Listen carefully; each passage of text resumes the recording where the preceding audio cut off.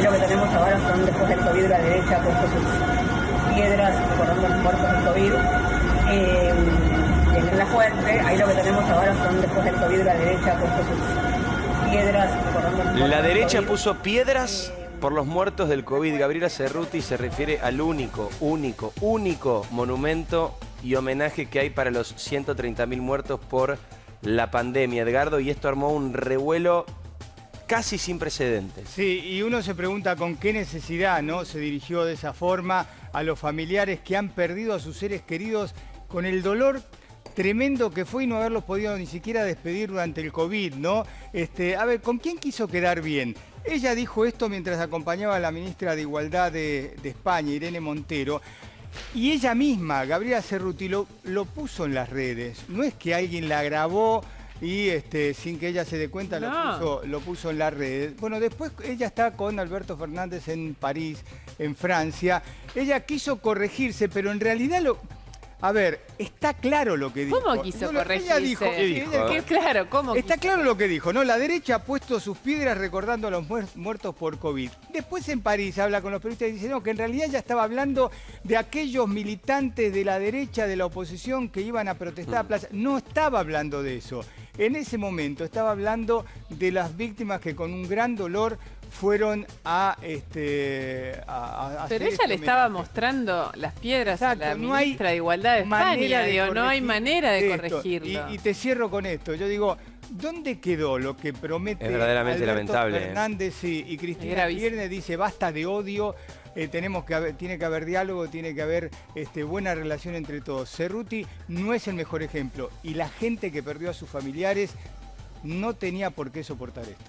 Hay miles de historias que conocemos de gente que perdió familiares durante la pandemia por el COVID y por otras patologías también que no fueron suficientemente atendidas por la circunstancia que se vivía, y generó muchísimo repudio esta frase por parte de los familiares. Pero acá en Telenoche hay un caso que nos conmovió mucho en su momento y que nos sigue conmoviendo cada vez que a alguien le vuelve a faltar el respeto. Es el de Omar, el papá de Daniel Malnati. Murió sin que Daniel pueda despedirlo, como muchísimas de las personas que fueron a llevar la piedra. En ese momento Daniel también fue ahí, y esta fue su historia.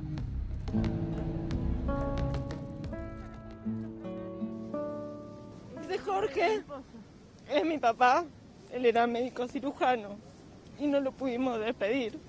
No es justo todo lo que estamos viviendo. ¿Qué es lo que más lamentás? No haberle podido tomarle la mano, no haber podido ver ni siquiera el cajón. No, el dolor que tengo adentro es inmenso, no hay consuelo. Marcelo Dora, ¿Quién era? un gran amigo del trabajo, una persona excelente, y bueno, falleció con la primera dosis de Sputnik esperando la segunda. Y bueno, es mi homenaje hacia él y hacia su esposa, que estuvo internada también. De gente que no pudo venir y me pidió si les podía traer la piedra. ¿Tenés una que es tuya? Sí, tengo una de mi tío. Él en verdad no murió por COVID, sí murió de cáncer. Murió el 2 de agosto del 20, pero no lo pudimos despedir. Y bueno, y además nunca lo pudieron atender por todo el tema de las restricciones que había, no le pudieron hacer los estudios ni nada. Mi piedra solo decía el apodo de mi mamá, que murió por falta de vacunas, a los 78 años, llena de vida, de actividad, de amor, de familia.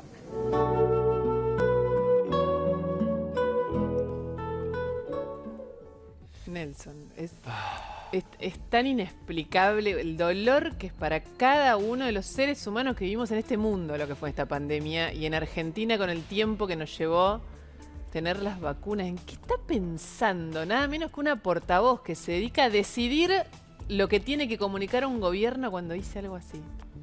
Es indignante, no solamente por lo que representa en cuanto a falta de respeto a los muertos, sino también por lo que reabre en cuanto al dolor. Fíjate vos que en las notas allí nadie decía soy kirchnerista, macrista, no, estaba hablando de lo que le pasó. Y lo que le pasó terminó con vidas por esto que ustedes decían, porque en muchos casos no hubo vacunas a tiempo, ¿no? Y lo que pasó representa un dolor para los que no pudieron despedir a sus familiares, en los que hay que escucharlos, ¿eh? A mí me ha tocado escucharlos. Hay una mezcla de dolor, de indignación, otros de culpa porque dicen haber hecho suficiente. Entonces es tan cruel todo esto que es infinito el daño. Pero esto es el kirchnerismo.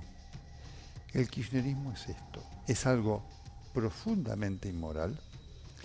Si ustedes recuerdan alguna vez a Alberto Fernández cuando la gente manifestaba por esto, dijo, un día vamos a protestar los buenos. Los argentinos de bien. De bien, porque consideran que todo esto es de malo.